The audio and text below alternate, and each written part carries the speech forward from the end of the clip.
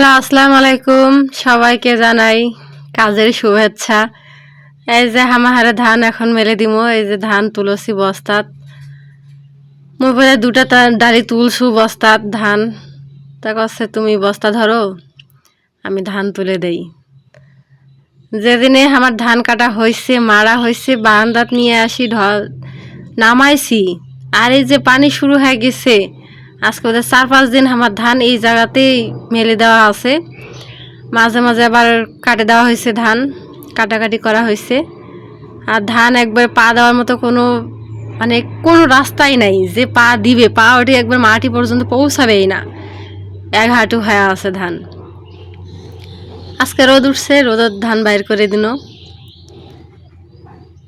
মানুষ তো এনার সুযোগ পাইলেই একেবারে ফাঁকা জায়গা যেটা আছে সেটাতেই ধান ধান কেউ খ্যার নাড়ি দিচ্ছে।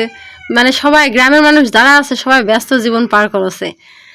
হারাই আর ফাঁকত ফির কয়াত হয়েছি যে হারাই এটি ধান নাড়ি দিব, এটি খ্যার নাড়ি দেন না। এই যে জায়গাগুলো না ফাঁকাত হয়েছে, সাইড দিয়ে খ্যার নাড়ি দিছে। তো কি করার, সবারই সুবিধা অসুবিধা তো দেখা লাগবে, বোঝা লাগবে। তো হামাহারে ধানগুলো যখন শুকায় আজকে যখন পানি না আসে দোয়া করবেন।